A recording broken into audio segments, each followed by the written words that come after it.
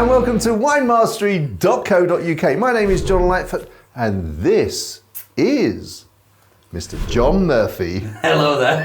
How are you doing? I feel What was that? I gave you a big build up. I know. He still goes on before.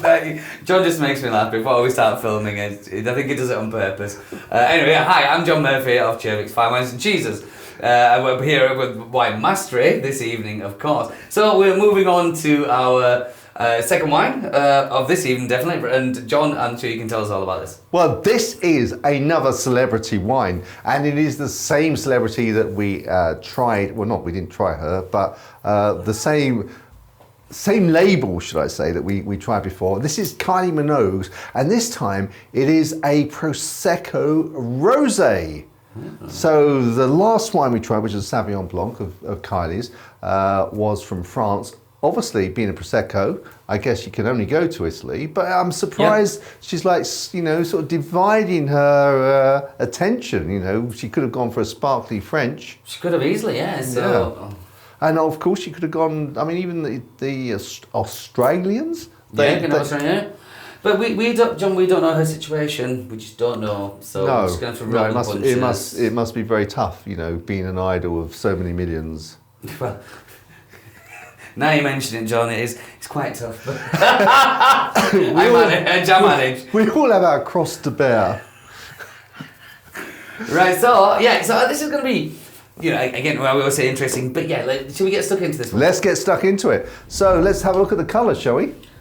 Oh yeah, it looks. That is. That reminds me of salmon-y. a dress. Yeah, it's salmon-y, but it's richer than that. It's almost like a sparkling. Well, it's sparkling. I'm not sure that's not the bubbles. It reminds me of a sparkling salmon dress or something. I don't know how to describe it. What? I don't like it. It's like a gown of a colour I've seen in a gown somewhere. I don't know. It looks delightful. It does look delightful. Loads of bubbles there. Looks like it's full of energy. Fantastic. And that in itself is inviting, isn't it? It just makes you want to. Yeah. So we'll go on the nose. I just did it with natural. I didn't even think. I'm sorry, John.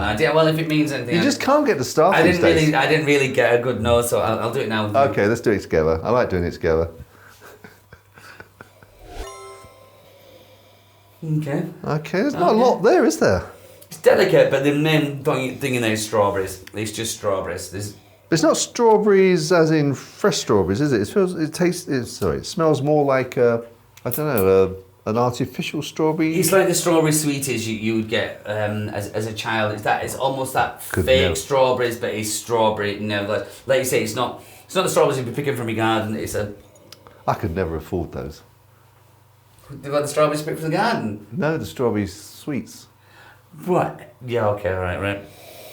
Whatever. Okay, so we've looked at the colour, we've looked at the nose, and it's not so obvious strawberry to me. It's I think it's a delicate nose overall, but the one thing that does come through for me is just the strawberry. Yeah. But that's fine. For rosé, I used to have an Auntie Rose.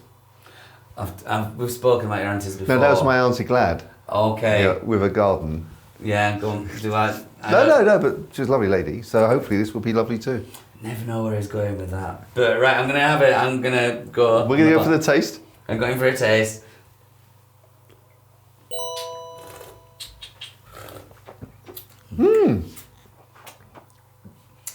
I am so pleasantly surprised by that. From the nose, I was expecting to be a little bit placid and a little bit bland, but that actually is really nice. It's really nice. Right, yeah. I'm going to follow up with that and say yes, you are spot on. I was a bit like yourself there from the nose. I thought delicate, not one there. It's Prosecco, be what it is, be easy drinking. It is easy drinking, but what I got on the nose, I get on the palate, and for me that is, I've said many times, it's a telling of a good wine. If you can smell it, you can taste it, and that's good. And all I am getting from there is those strawberries, but nice and subtle, just like it was on the nose. It's not like in your face with that big strawberry overly sweet flavour. It is a Prosecco with a hint of strawberry, and I assume that's what they've aimed for, and they've got a home run there. I think that's very. It's said, absolutely fine, not too harsh. I think anybody who is a fan of Prosecco would actually like that and like it quite a lot. I think it's a nice what's it? Next step for a prosecco drinker. I mean, I'm not necessarily a prosecco drinker, but that does work very well for me. I was going to say, I felt when I tasted that, I think it was got the sort of, so I was tasting the strawberry essence, and then wow, now I'm just getting prosecco, and it's actually, you could drink this and think this is just a normal, like, a different type of prosecco. So the character of a prosecco is still very much instilled in this glass. But that sort of rosé bit is just giving it that little bit of subtle highlight to make it different and very, very delightful. I hesitate to say delightful because someone took the mickey out of me. I think my daughter, as she always takes the mickey out of me anyway. But not Holly, no. No. Why would you? Why? So yeah, but it's really delightful. And again, that is a wine that I'm very, very impressed. Now, I have to say that I have to add that I'm very impressed with that, even though I know the cost is £12. That's he doesn't say that lightly. He does not say that lightly. £12 for John. He usually needs to take a seat for that guy. £12 is how much. He'll work that down to how many hours he's worked for that £12. I know he's doing it now. I know he's doing it now. But for £12, that is, you got to look. I can't compare it to champagne. I can't because there are some delicious champagnes. But for £12, I would happily serve that to my guests. Yeah, I mean, my mind immediately went to, for £12.99 you can get an Aldi champagne, which is very, very good. But that is champagne and this is different. So, you can't really, It is a different taste. And I'd be delighted to serve this to guests, and I'm sure that they would be delighted to drink it. It's I have no doubt. It is excellent. I am really surprised about how good this is, to be honest. That's quite a big thing for John to say. £12 he spent on this wine. Yeah. £12. Yeah. Oh, hold on. Okay, so what about the matching? The pairing. So I'm going to go straight ahead with the cheeses. Because I've been listening and talking here, and as I'm doing it, I'm smelling thinking, what would that go with? And this for me is going to have to be a fairly, might sound a bit of an odd combination, but a pungent, soft cheese. I'm not going to say a washed rind cheese. I'm going to go more down the line of a brie style. So, a good rustique camembert or a Baron Bigod, something like that. A Baron Bigod? Baron Bigod. It's like an English version of the French breeding Meaux. Okay. But more subtle, not quite as cabbagey. But something like with that unctuous kind of texture, and that I think will just cut through there nicely. And that, I'm thinking right now, I know I say a lot, but that'd be one of those things where you could sit for the whole evening, having a chat with your friend, just digging into the Baron Bigod and drinking that. So yeah. Well, and so in terms of eating something with this, in terms of food, I was really struggling, and I was thinking, what came to my mind was some grilled prawns, large king, jumbo prawns, with just a little bit of chili, not too much, and some garlic butter, and then so like just those I thought would be really nice with this. What do you think? I think every time we do a video, John, I think every time you describe which food we should go in, I'm just thinking, I'm hungry now. Every single time, because you get into it, and yeah, I think that'll be absolutely perfect. No worries. Excellent, super. Well, so I guess we could move on to the score. The score. You or me first? Do you want me to go first? No, I'm happy to go first. Okay. For what it does, for what the price is, Prosecco's not something that I would usually go for. However, I'm not going to go wild with it. I think it's nice, it's delightful.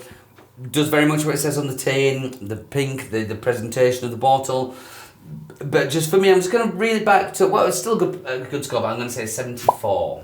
Oh, wow, really? Mm-hmm. Well, there was a big gulf between us because I'm going 83. Really? Yeah, I'm going 83. The reason for that is, the Prosecco, in terms of, Prosecco, if you're really getting a cheap one, can be sort of around about £8, but you can go up to 20 odd pounds.